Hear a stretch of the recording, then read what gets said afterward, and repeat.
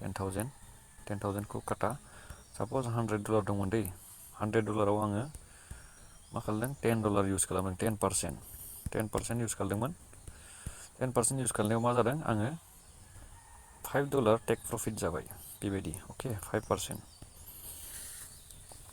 100 आव 5% $10 100 आव $10 बाहायनानै $10 मार्जिनजों बायनानै आङो $5 प्रफिट जाबाय आं दा बे 5 खौ विथड्र खालामनो हासै माबोरै विथड्र खालामनो 15 विथड्र खालाय ओमफ्राय 5 खौ लाखि आरो 10 खौ मा खालामनांगौ 10 खौ बेयाव सोफिन अभार ट्रेडिं दा खालाम होननानै सानसेयाव मोनसे मोननैल' ट्रेड खालामनांगौ सानसेयाव नोङो $5 मोनबाय थिग दं $5 आव अलमस्ट बेसेबां जायो 400 400 जाफ्लाङो 400 बा 450 बिगिनिंआव दा स्टार्टिंआव बेसिमानो गोबां जथेस्थ'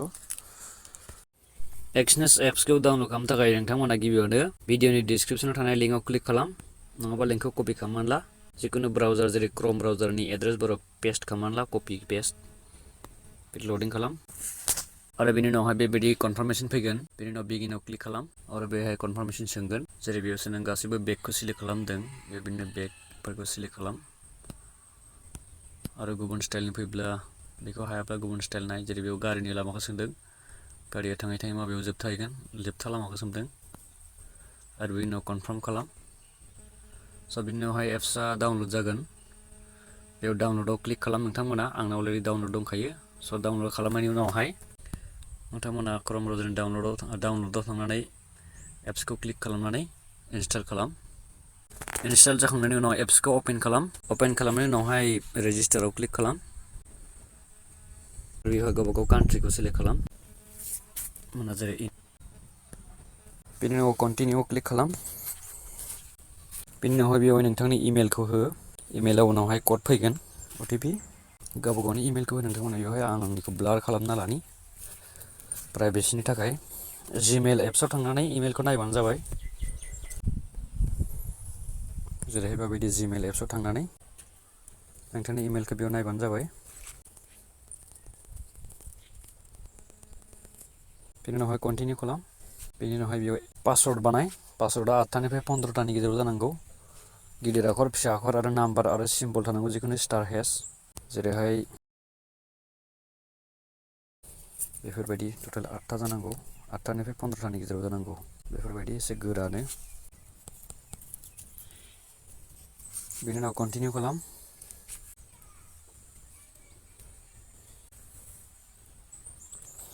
स' दायो नोंथांनि एकाउन्टआ कमप्लिट जाबाय बर्थमान सिम्पल एकाउन्टआ KYC भेरिफिकेसन खालामनो दंबावो डकुमेन्ट्स आपल'ड खालामनो स' बेनि थाखायनो फार्स्ट टाइम एप्सआव 6टा डिजिटनि पिन कड बानायनांगौ जायखिजाया होनो हायो नोंथांमोना जेरै 1 2 3 4 5 1 2 3 4 5 6 1 2 3 4 5 6 आरो फिंगारप्रिन्ट दंबा फिंगारप्रिन्ट होनो हायो गैयाबाबो जायो आरो नोंथाङा जुदिहाय डाइरेक्ट exness.com आव थांनानै बेयाव रेजिस्टाराव क्लिक खालामनो हागोन बेनि उनावहाय नोंथाङा गोदान एकाउन्ट खुलिनो थाखाय नैबेयाव क्रिएट एन एकाउन्टआव थांनांगोन साइन इनआव नङा क्रिएट एन एकाउन्टआव थांदो गोदान एकाउन्ट बानायनो थाखाय बेयाव नोंथाङा गावनि कान्ट्रिखौ होनांगोन आरो नोंथांनि इमेल एड्रेस आरो नोंथाङा पासवर्ड बानाय गावनि पासवर्डआ 8थानिफ्राय 15थानि गेजेराव जानांगोन आरो एटलिस्ट 1 आपार एबा केपिटेल लेटार गिदिर आखर आरो स्मल लेटार थानांगोन आरो जायखिया स्पेसियेल मोनसे केरेक्टार जेरै स्टार हेश डलार सिम्बल बेफोरबायदि अके स्ट्रं जानायनि थाखाय 8थानिफ्राय 15थानि गेजेराव सब अल ग्रिन कालार टिक जाजोबबाथाय पार्टनार कडनि थाखाय नोंथाङा 0 small j small y small l 2 small d 0 small g small e आरो स्मल w बेखौ होनायनि उनाव नोंथाङा बेयाव टिक खालामनायनि उनाव कन्टिनिउ क्लिक खालाम अके पार्टनार कड बिबा नोंथाङा बे पार्टनार कडखौ होनो हागोन अके 5% लेस फिस रेहाय मोनगोन नोंथाङा बेनि थाखाय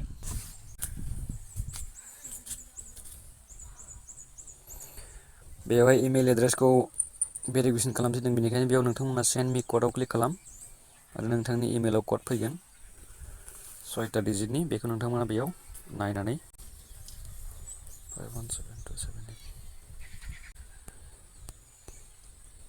बेनि उनाव कन्टिनिउ खालाम आरो बेनि उनाव नोंथांनि मबाइल नाम्बारखौ हो मबाइलावबो मेसेज फैगोन क'ड फैगोन 6टा क'ड बेनि उनाव कन्टिनिउ खालाम बेनि उनाव कन्टिनिउ खालाम।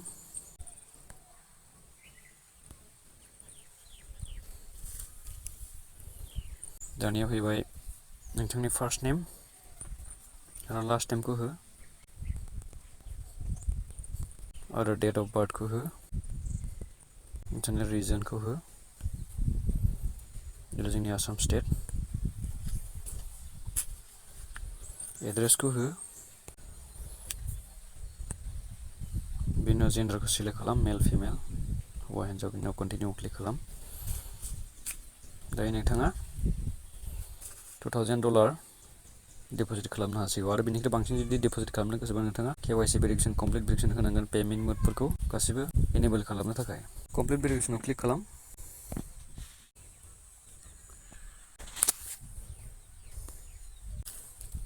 कमप्लिट प्रफाइलाव थां, क्लिक खालाम।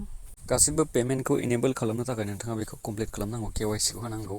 जेरै डिप'जिट खालामनो थाखाय UPI जों पेमेन्ट खालामनो हायो, Google pay, phone pay, Paytm बेफोरजों, अनलाइन बेंकिंजों, माखासे वालेटफोर दं बेफोरजों खालामनो हायो। स' बेयाव जोंनि purpose of opening your account opening खालामनायनि कारनखौ बेयाव जोङो खालामगोन, स्पेकुलेसन होगोन।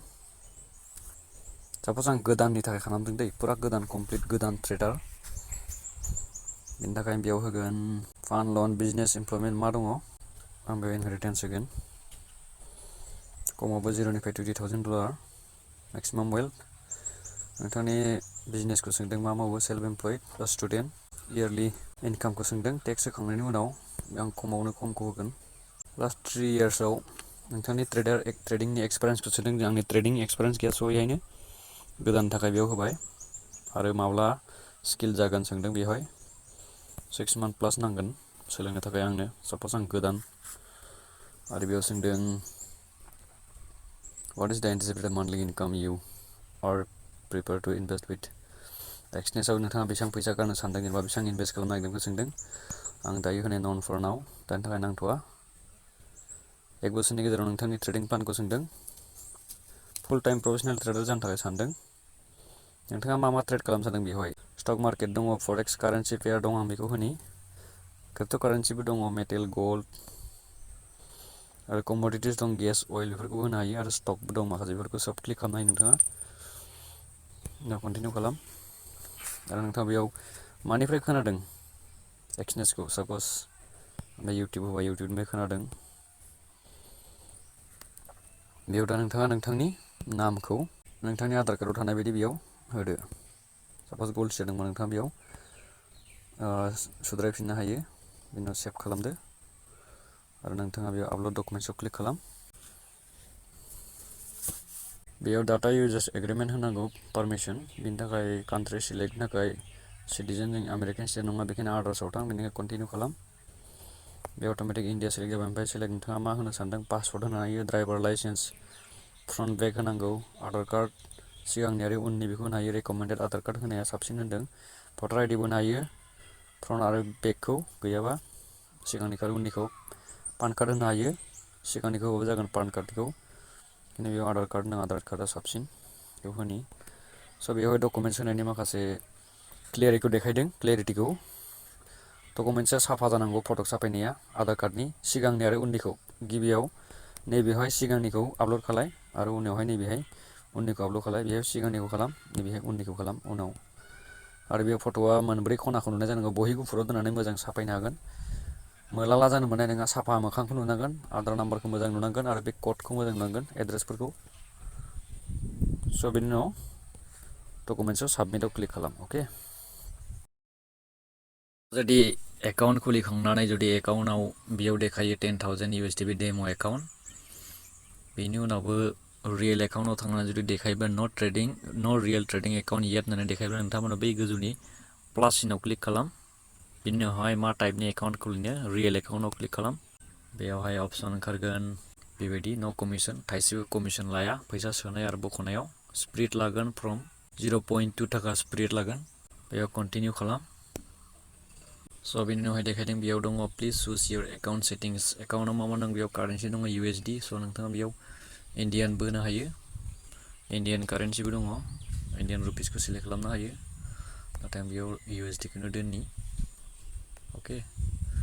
आरो बेयाव लेभारेज लेभारेजआव बेयाव बेनो 1:2 आनलिमिटेडबो दङ डिफल्टआव 1:2000 बेयाव रिक्स लेभेलखौ देखायदों ल' रिक्स मिडियाम रिक्स हाई रिक्स लेभारेजआ बेसेबांनो बारा बेसेबांनो हाई रिक्स माने नोंथाङा खम फैसाजों गोबां एमाउन्टनि ट्रेड खालामनो हायो साप'ज नोंनाव 1000 दंब्ला नोङो 1 लाखनि हाई लेभारेज लानानै दा ट्रेडिं खालामनो हायो आरोखि बेबायदि ल' लेभारेज लाबाथाय खम जागोन जेनेबा थाइसेनि जायगायाव थाइनैनि माने 1000 जों 2000 थाखानि ट्रेड खालामनो हायो स' दायो बेयाव एकाउन्टनि नाम हो जिखुनु नोंथांनि पसन्दनि निकनेम बेनि उनाव कन्टिनिउ क्लिक खालाम बेयाव रियेल एकाउन्टनि एकाउन्ट पासवर्ड बानायनांगौ 8निफ्राय 15 जानांगौ capital letter small letter number आरो सिम्बल्सफोर जिखुनु स्टार हेश डट डलार बेफोरबायदि बेनि उनाव अके खालाम स' दायो नोंथांनि रियेल एकाउन्टआ क्रिएट जाबाय आरो डेम' एकाउन्टआव थांनो थाखाय नोंथाङा बे रियेल एकाउन्टआव क्लिक खालाम बेयावनो एकाउन्ट्स जानाय ओंखारगोन आरो बेयाव नों डेम' एकाउन्टआव सुइच खालामनो हायो नोंथाङा सिगां डेम' एकाउन्टजों प्रेक्टिस खालामग्रो स' आंनि भिडिअखौ रेगुलार नोंथांमोना नायबाय था बेल आइकनखौ थुनानै ला आङो गासै बे ट्रेडिं फरेक्स ट्रेडिंनि सायाव भिडिअ लाबोबाय थागोन मोनसे उनाव मोनसे charts pattern candle stick pattern बेफोरखौ लिकुइडिटी माखौ होनो ब्रेकआप स्ट्राक्चार